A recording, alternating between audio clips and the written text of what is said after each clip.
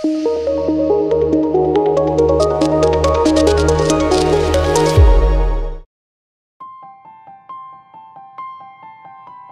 I'm doctor Manasa, fertility consultant. ఇప్పుడు నేను discuss చేయబోయే టాపిక్ వైటమిన్ డి. అసలు ఈ వైటమిన్ డి అంటే ఏంటి, మనకి ఇది ఎలా లభిస్తుంది, దీనికి ఫెర్టిలిటీకి గల రిలేషన్ ఏంటి, ఇది సంతానలేమి సమస్య నుంచి బయటపడడానికి మనకి ఎలా హెల్ప్ చేస్తుంది అనే విషయాల గురించి ఇప్పుడు డిస్కస్ చేసుకుందాం. నార్మల్గా ఈ వైటమిన్ డిని మనం ఫ్యాట్ సాల్యుబుల్ వైటమిన్ అంటాం, అలానే సన్షైన్ వైటమిన్ అని కూడా అంటూ ఉంటాం. దీని యొక్క మేజర్ ఫంక్షన్ ఏంటి అంటే, ఇది మనం తీసుకునే డైట్లో ఉండే కాల్షియం అండ్ ఫాస్ఫరస్ని ఇంటెస్టైన్స్ ద్వారా అబ్జార్బ్ చేసుకొని మన బ్లడ్లో adequate amount of calcium and phosphorus ఉండేలాగా మెయింటైన్ చేస్తూ ఉంటుంది. సో దీని మేజర్ ఫంక్షన్స్ ఏంటి అంటే, బోన్ హెల్త్ని ప్రాపర్గా మెయింటైన్ చేస్తుంది, ఇమ్యూన్ హెల్త్ ప్రాపర్గా మెయింటైన్ చేస్తుంది, అలానే మనకు కావాల్సింది రిప్రొడక్టివ్ హెల్త్. ఈ రిప్రొడక్టివ్ హెల్త్ని కూడా బెటర్గా మెయింటైన్ చేయడానికి వైటమిన్ డి హెల్ప్ చేస్తుంది. ఈ వైటమిన్ డి అనేది మనకి ఎలా లభిస్తుంది, దీని యొక్క సోర్సెస్ ఏంటి అంటే 3 sources. First thing sun exposure, and second one food, and third one through supplements. So first thing sun exposure. More than 80% of the vitamin D మనకి త్రూ సన్ లైట్ ద్వారానే లభిస్తుంది. యూజువల్గా మనకి స్కిన్లో 7-డీహైడ్రోకొలెస్ట్రాల్ అనే కాంపోనెంట్ ఉంటుంది.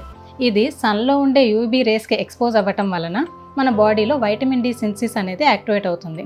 మనం రెగ్యులర్గా మార్నింగ్ అరౌండ్ 10 o'clock నుంచి ఆఫ్టర్నూన్ 2 PM వరకు ఒక 20 to 30 minutes సన్కి ఎక్స్పోజ్ అవ్వగలిగితే ఈ వైటమిన్ డి సింథసిస్ అనేది యాక్టివ్గా జరుగుతుంది మన బాడీలో. అలానే సెకండ్ సోర్స్ ఏంటి అంటే త్రూ ఫుడ్. ఈ ఫుడ్ ద్వారా మనకి యూజువల్గా less than 20% of the vitamin డినే లభిస్తుంది. Most of the foods like mushrooms కానీ, egg yolk, liver, fish like sardines, అలానే చాలా ఫార్టిఫైడ్ ఫుడ్స్ కూడా ఈ మధ్య మార్కెట్లో అవైలబుల్గా ఉన్నాయి. ఇంకా థర్డ్ థింగ్ ఏంటి అంటే సప్లిమెంట్స్. ఇవి డిఫరెంట్ ప్రిపరేషన్స్లో మనకి మార్కెట్లో అవైలబుల్గా ఉన్నాయి. యూజువల్గా వైటమిన్ డి అనేది 2 ఫామ్స్లో ఉంటుంది. వైటమిన్ D2 అంటే ఇది ఎర్గో క్యాల్సిఫెరాల్, ఇది వేగన్ సోర్స్ ద్వారా ప్రిపేర్ చేస్తారు and it is difficult to absorb. అలానే వైటమిన్ D3 అనేది కోలీ క్యాల్సిఫెరాల్, ఇది ఏంటి అంటే యానిమల్ సోర్స్ ద్వారా ప్రిపేర్ అవుతూ ఉంటుంది, but it is easily absorbable. మనకి మార్కెట్లో యూజువల్గా 60,000 ఇంటర్నేషనల్ యూనిట్స్ అనేది వీక్లీ డోసెస్లో ఇస్తూ ఉంటాం, లేదా 1,000 to 2,000 ఇంటర్నేషనల్ యూనిట్స్ అనేవి డైలీ డోసెస్ లాగా, లేదా 6 lakh ఇంజెక్షన్స్ అనేవి, ఇట్లా డిఫరెంట్ ప్రిపరేషన్స్ అనేవి మార్కెట్లో అవైలబుల్గా ఉన్నాయి. సో ఈ వైటమిన్ డి డెఫిషియన్సీ అని ఎప్పుడు అంటాము అంటే, మనం నార్మల్గా బ్లడ్ టెస్ట్ చేసినప్పుడు ఈ vitamin D levels less than 20 nanogram/ml ఉన్నట్లయితే వైటమిన్ డి డెఫిషియన్సీ ఉంది అని కన్సిడర్ చేస్తాం.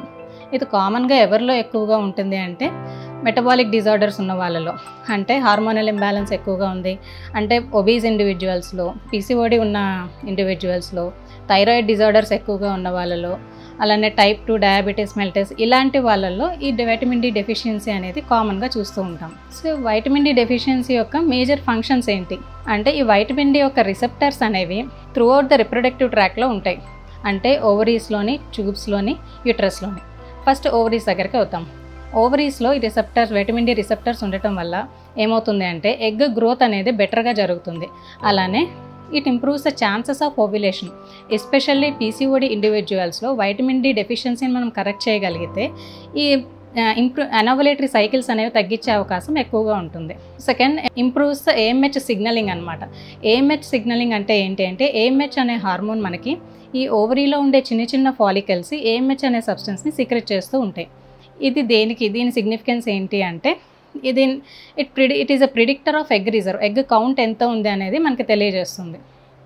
కొన్ని స్టడీస్లో ప్రూవ్ అయింది ఏంటి అంటే, వైటమిన్ డి లెవెల్ సఫిషియెంట్గా ఉన్న ఇండివిజువల్స్లో ఎగ్ రిజర్వ్ బెటర్గా మెయింటైన్ అవుతుంది అని ప్రూవ్ అయింది. అలానే వైటమిన్ డి డెఫిషియన్సీ ఉన్న వాళ్ళలో ఈస్ట్రోజన్ లెవెల్స్ డ్రాప్ అవ్వటం వలన ప్రీమెచ్యూర్ ఓవేరియన్ ఇన్సఫిషియన్సీ వచ్చే అవకాశం ఉంది. అంటే ఎర్లీ ఏజ్లోనే ఎగ్ రిజర్వ్ తగ్గటం, ఏఎంహెచ్ లెవెల్స్ డ్రాప్ అవ్వటం, ఇలానే early menopausal symptoms like hot flushes, vaginal dryness, ఇట్లాంటి సిమ్టమ్స్ అనేవి కామన్గా చూస్తూ ఉంటాం. అలానే అదర్ ఫంక్షన్ ఏంటి, వన్ మోర్ ఫంక్షన్ ఏంటి అంటే, it helps in FSH signalling. ఈ ఎఫ్ఎస్హెచ్ హార్మోన్ అనేది మనకి పిట్యూటరీ ద్వారా సీక్రెట్ అవుతుంది. ఇది ఏంటి అంటే, ఓవరీస్లో ఉండే ఎగ్స్ మీద యాక్ట్ చేయటం వలన ఓవరీస్లో ఉండే ఎగ్స్ అనేవి గ్రో అవుతాయి, గ్రో అయ్యి ఓవులేషన్ స్టేజ్ వరకు రీచ్ అవుతాయి. ఈ ప్రాపర్ సిగ్నలింగ్ అంతా ఈ వైటమిన్ డి అనేది మెయింటైన్ చేస్తూ ఉంటుంది. నెక్స్ట్ యూట్రస్లో రీసెంట్గా ప్రూవ్ అయిన కొన్ని స్టడీస్లో ఏం తేలింది అంటే, ఫైబ్రాయిడ్స్ ఉన్న ఇండివిజువల్స్లో మనం వైటమిన్ డి డెఫిషియన్సీని కరెక్ట్ చేయగలిగితే ఈ ఫైబ్రాయిడ్ యొక్క గ్రోత్ అండ్ ప్రోగ్రెషన్ అనేది చాలా వరకు కంట్రోల్ అయినట్టు ప్రూవ్ అయింది. And other most important function ఏంటి అంటే, ది వైటమిన్ డి ఎండోమెట్రియంలో మనకి ఈ వైటమిన్ డి కాంపోనెంట్ క్యాల్సిట్రయాల్ అనే కాంపోనెంట్ ఉంటుంది.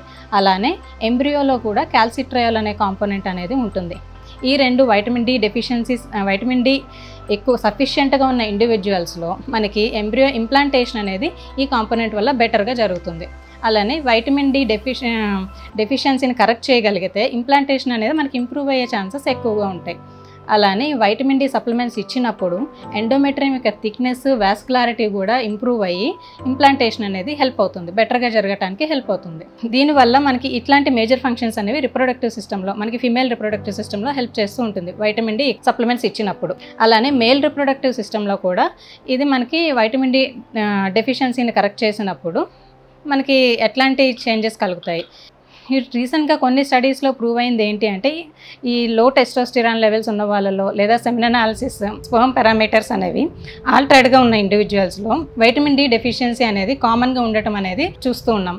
సో వీళ్ళలో కూడా కొంతవరకు వైటమిన్ డి డెఫిషియన్సీని కరెక్ట్ చేయగలిగితే ఈ సెమెన్ పారామీటర్స్ అనేవి కొంతవరకు ఇంప్రూవ్ చేసే అవకాశం అనేది ఉంటుంది. సో వైటమిన్ డి డెఫిషియన్సీని మనం రీసెంట్గా ఒక ఫిబ్రవరిలో ఒక మెటా స్టడీ అనేది జరిగింది 2023లో. ఇందులో ఏంటి అంటే అరౌండ్ ఒక 2300 ఉమెన్ మీద 12 ఎర్లియర్ స్టడీస్ని కంపేర్ చేశారు. అంటే ఒక గ్రూప్ ఆఫ్ ఉమెన్కి వైటమిన్ డి సప్లిమెంట్స్ ఇచ్చారు అండ్ అనదర్ గ్రూప్ ఆఫ్ ఉమెన్కి వైటమిన్ డి ఇవ్వకుండా వాళ్ళలో క్లినికల్ ప్రెగ్నెన్సీ రేట్ ఎలా ఉంది అనేది కంపేర్ చేశారు. ఇలా కంపేర్ చేసినప్పుడు వైటమిన్ డి సప్లిమెంట్స్ తీసుకున్న ఉమెన్లో లైవ్ బర్త్ రేట్, అదే fertility rate, ovulation rate and implantation rate చాలా బెటర్గా జరిగి వాళ్ళలో ఒక హెల్దీ ప్రెగ్నెన్సీస్ వచ్చిన రిజల్ట్ చాలా బాగా వచ్చింది. సో క్లినికల్ ప్రెగ్నెన్సీ రేట్ అనేది బాగా ఇంప్రూవ్ అయింది. సో దీని ద్వారా ఏం తెలుసుకున్నాము అని అంటే, ఒక కపుల్ ప్రెగ్నెన్సీని ప్లాన్ చేసుకోవాలి అనుకున్నప్పుడు 3 months ప్రేయర్గా మీరు మీ ఫెర్టిలిటీ డాక్టర్ని కన్సల్ట్ అవ్వగలిగితే మీలో వైటమిన్ డి డెఫిషియన్సీ ఉందా లేదా, ఓవ్యులేషన్ బెటర్గా జరుగుతుందా లేదా, ఫెర్టిలైజేషన్ ఎలా జరుగుతుంది, ఇలాంటివన్నీ మీ ఫెర్టిలిటీ డాక్టర్తో డిస్కస్ చేసుకొని ప్రాపర్గా వైటమిన్ డి సప్లిమెంట్స్ ఎంత తీసుకోవాలి అనేది డిస్కస్ చేసుకొని ఆ డెఫిషియన్సీని కరెక్ట్ చేసుకోగలిగినట్లయితే ఇంప్లాంటేషన్ రేట్స్ బెటర్గా ఇంప్రూవ్ అవుతాయి. అలానే ఒక హెల్దీ ప్రెగ్నెన్సీని పొందే అవకాశం అనేది ఉంటుంది. Thank you.